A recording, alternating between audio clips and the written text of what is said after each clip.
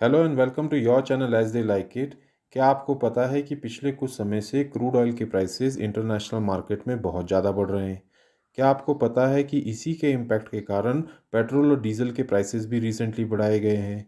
क्या आपको पता है कि ब्रेंट क्रूड ऑयल क्या होता है, और क्या आपको पता है कि राइजिंग क्रूड ऑयल प्राइसेस के इंडियन इकोनॉमी पर क्या इम्पैक्ट्स रहते हैं। तो आइए जानते हैं ये complete topic rising crude oil prices. पहले हम देखेंगे कि क्रूड ऑयल के प्राइसेस आखिर राइज क्यों कर रहे हैं।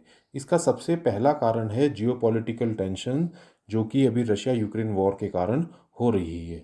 ऐसा इसलिए भी है क्योंकि Russia second largest oil producer है वर्ल्ड में। दूसरा रीज़न है जनवरी में ड्रोन अटैक्स हुए थे यूएई की ऑयल फैसिलिटीज़ में, और यूएई भी एक मेजर ऑयल प्रोड्यूसर है। तीसरा रीज़न है कि एक मेजर ऑयल पाइपलाइन जो लिंक करती थी सऊदी अरेबिया से टर्की को, उसमें भी कुछ प्रॉब्लम्स आई हैं जिसके कारण सप्लाई साइड प्रेशर्स क्रिएट हुए हैं। इसी के साथ साथ एक मेन कारण है कि ग्लोबल ऑयल डिमांड जो है वो इंक्रीज हुई है up to pre pandemic levels, जिसे कि ऑयल प्रोड्यूसिंग कंट्रीज जो हैं मीट नहीं कर पा रही हैं। क्रूड ऑयल प्राइसेस के राइज होने का मेन कारण जो है वो है स्लो प्रोडक्शन। और ऐसा इसलिए है क्योंकि क्रूड ऑयल सप्लायर जो हैं उन्होंने क्रूड ऑयल को ग्रेजुअली इंक्रीजिंग प्रोडक्शन शेड्यूल में डाला हुआ है, जबकि जो डिमांड है वो प्री पेंडेमिक लेवल पे इंक्रीज हो गई है। यहाँ पे ये फैक्ट भी जान लेना ज़रूरी है कि ओपेक प्लस कंट्रीज़ ने ऑयल सप्लाईज को कट कर दिया था 2020 में, जब कोविड पैंडेमिक था और ग्लोबल ट्रैवल रेस्ट्रिक्शंस थी। बट अब जब pre pandemic level demands generate हो गई हैं, ये जो कंट्रीज़ हैं इन्होंने अभी भी प्रोडक्शन को बूस्ट नहीं किया है।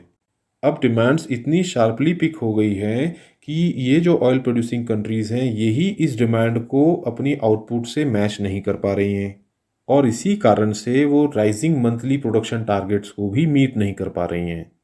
इंटरनेशनल एनर्जी एजेंसी के मुताबिक oil production at the moment world wide oil demand से 1 मिलियन बैरल पर डे शॉर्ट रहता है। आइए अब जान लेते हैं कि ये ऑयल प्रोड्यूसिंग कंट्रीज कैसे प्राइसेस को फिक्स करती हैं। ओपेक यानी कि organisation for petroleum exporting countries, ये एक कार्टेल है जो फिक्स करता है प्राइसेस को इन अ फेवरेबल ब्रांड। ओपेक का लीडर है सऊदी अरेबिया, जो कि largest exporter of crude oil in the world है और अकेले 10% से ज़्यादा ग्लोबल डिमांड को फुलफिल करता है। ओपेक में 13 मेंबर कंट्रीज होती हैं जिनके ऊपर हमने एक सेपरेट वीडियो ऑलरेडी बना रखी है। ओपेक ऑयल प्राइसेस को कंट्रोल करती है बाय कटिंग डाउन और इंक्रीजिंग द ऑयल प्रोडक्शन, और ग्लोबल क्रूड ऑयल प्राइसेस इसी कार्टेल की फंक्शनिंग पर डिपेंड करते हैं। रिसेंटली ओपेक ने रशिया के साथ मिलकर एक ओपेक प्लस ग्रुप भी बनाया है for fixing the global prices and supply. आइए अब देखते हैं कि क्रूड ऑयल प्राइसेस के राइज करने से इंडियन इकोनॉमी पे क्या इम्पैक्ट पड़ते हैं। सबसे पहले इम्पैक्ट है current account deficit. Crude oil prices increase करने से कंट्री का इंपोर्ट बिल इंक्रीज होता है, क्योंकि इंडिया 84% ऑफ ऑयल नीड्स जो है वो इंपोर्ट करती है, और इससे करंट अकाउंट डेफिसिट जो है कंट्री का बढ़ता है। सेकंड इम्पैक्ट है इन्फ्लेशन। रिपोर्ट्स में बताया जाता है कि 10% increase in crude oil prices lead to increase of 0.9% in WPI of India. Oil prices inflation को कई तरीके से इम्पैक्ट करते हैं, जैसे कि लोगों को ज़्यादा पैसा देना पड़ता है फ्यूल के लिए, हायर फ्यूल प्राइसेस होने से गुड्स और सर्विसेज एक्सपेंसिव हो जाती हैं, और गवर्नमेंट को सब्सिडीज़ बढ़ानी पड़ती हैं एलपीजी और फर्टिलाइज़र्स पर। इन्फ्लेशन कंट्री का ऑलरेडी कंफर्ट जोन से बाहर है, क्योंकि ग्लोबल क्रूड ऑयल प्राइसेस के साथ साथ ग्लोबल एडिबल ऑयल प्राइसेस भी इंक्रीज हो रहे हैं, और इंडिया लार्जेस्ट इंपोर्टर है एडिबल ऑयल्स का भी।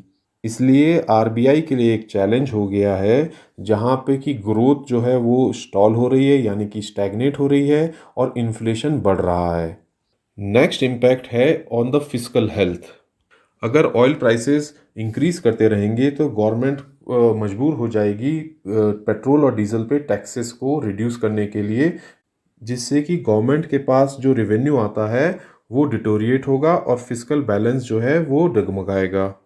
इस रेवेन्यू लॉस का मेन इम्पैक्ट ये होगा कि गवर्नमेंट जो है अपनी स्पेंडिंग को कंट्रोल करने लग जाएगी, जिसका अल्टीमेट इम्पैक्ट हमारी जीडीपी ग्रोथ पर पड़ेगा। राइजिंग क्रूड ऑयल प्राइसेस के कारण कंट्री के स्टॉक मार्केट से फॉरेन इन्वेस्टर्स अपना पैसा वापस खींच लेंगे, क्योंकि रुपी की वैल्यू जो है डेप्रिशिएट होगी। और इसका ओवरऑल इम्पैक्ट गवर्नमेंट की रिसिप्ट्स पे भी पड़ेगा। जैसा कि गवर्नमेंट ने अभी एलआईसी का डिसइन्वेस्टमेंट सोचा है, वहाँ पे जो एलआईसी का आईपीओ आएगा उसको लोग उस तरीके से सब्सक्राइब नहीं कर पाएंगे, क्योंकि लोगों की स्पेंडिंग की कैपेसिटी रिस्ट्रिक्ट हो जाएगी। राइजिंग क्रूड ऑयल प्राइसेस से गवर्नमेंट के लिए एक तरीके की डिलेमा है, जहाँ पे कि या तो वो सारे का सारा जो राइज हुआ है प्राइसेस में वो रिटेलर्स तक उसको ट्रांसफ़र कर दे, लेकिन इसका इन्फ्लेशन पे बहुत ज़्यादा इम्पैक्ट पड़ेगा। और दूसरी पॉसिबिलिटी है कि गवर्नमेंट ये सारा का सारा ऑयल प्राइस का शॉक अपने पास एब्जॉर्ब कर ले, लेकिन इससे क्या होगा, कंट्री के डेफिसिट्स इंक्रीज करेंगे और गवर्नमेंट के जो स्पेंडिंग है वो गवर्नमेंट कंट्रोल करेगी, जिससे सोशल वेलफेयर और इंफ्रास्ट्रक्चर डेवलपमेंट बहुत ज़्यादा सफ़र करेगा। नेक्स्ट इम्पैक्ट है on economic recovery. Covid pandemic से जो एक कंट्री की इकोनॉमी को नुकसान पहुंचा था, अब जब कंट्री उसको रिकवर कर रही है, तब राइजिंग क्रूड ऑयल प्राइसेस के कारण, करंट अकाउंट डेफिसिट्स बढ़ने के कारण, इन्फ्लेशन बढ़ने के कारण कंट्री की इकोनॉमिक रिकवरी काफ़ी स्लो हो जाएगी। नेक्स्ट इम्पैक्ट है on natural gas price. Crude oil prices increase होने से एक अपवर्ड प्रेशर होता है ऑन कंप्रेस्ड नेचुरल गैस, जो कि ट्रांसपोर्ट फ्यूल की तरह यूज़ की जाती है, और पाइप नेचुरल गैस जो कि कुकिंग फ्यूल की तरह यूज़ की जाती है। नेक्स्ट इम्पैक्ट इज ऑन रूपी, दैट इज रूपी डेप्रिशिएट करेगा with the rising crude oil prices. आइए अब हम समझते हैं कि क्रूड ऑयल कितने टाइप के होते हैं। वैसे तो 100 से ज़्यादा क्रूड ऑयल्स हैं इंटरनेशनली जो ट्रेड होते हैं, लेकिन दो बहुत कॉमनली यूज्ड हैं, वो हैं WTI जिसे कहते हैं वेस्ट टेक्सास इंटरमीडिएट, और दूसरा है ब्रेंट क्रूड ऑयल। WTI एक हाई क्वालिटी क्रूड है जो कि एक्सीलेंट है for refining and for maximising of petrol. WTI एक लाइट क्रूड है और इसकी API ग्रेविटी 39.6 डिग्रीज है। WTI क्रूड में 0.24% सल्फर होता है, जिसके कारण ये स्वीट क्रूड कहलाता है। वहीं ब्रेंट क्रूड ऑयल की बात करें तो ये कॉम्बिनेशन ऑफ क्रूड ऑयल है from 15 different oil fields in the Brent and North Sea areas. Brent crude oil भी लाइट कैटेगरी में आता है और स्वीट क्रूड ऑयल कहलाता है, क्योंकि इसकी API ग्रेविटी 38.3 डिग्रीज है। ब्रेंट में 0.37% सल्फर भी है और ये आइडियल है फॉर मेकिंग मोटर स्पिरिट। आइए इन दोनों क्रूड ऑयल के बीच में डिफरेंसेस भी देख लेते हैं। ब्रेंट क्रूड ऑयल ओरिजिनेट करता है from the oil fields in the North Sea, और वेस्टर्न टेक्सास इंटरमीडिएट जो है उसका ओरिजिन है US ऑयल फील्ड्स। दोनों क्रूड ऑयल रिलेटिवली लाइट कहे जाते हैं, लेकिन ब्रेंट में API ग्रेविटी जो है वो स्लाइटली ज़्यादा है कंपेयर टू WTI, और इसी कारण से WTI जो है वो कंपेरेटिवली ज़्यादा लाइटर है। ब्रेंट क्रूड ऑयल एक इंटरनेशनल बेंचमार्क प्राइस है जिसको कि ओपेक इस्तेमाल करता है। वहीं WTI क्रूड ऑयल प्राइस जो है वो बेंचमार्क है फॉर US ऑयल प्राइसेस। और क्योंकि इंडिया मेनली इंपोर्ट करता है फ्रॉम ओपेक कंट्रीज, इसलिए ब्रेंट जो है वो बेंचमार्क है for oil prices in India.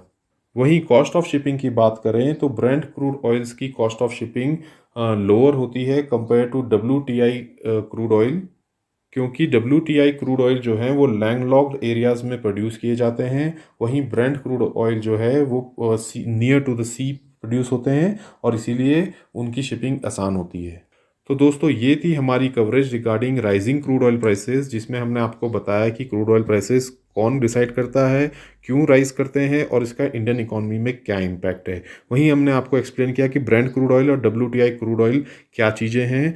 अगर आपको ये वीडियो पसंद आई हो तो हमारे चैनल को लाइक एंड सब्सक्राइब करें, और इंस्टाग्राम एंड टेलीग्राम से जुड़ें for free PDF and free notes. Thank you.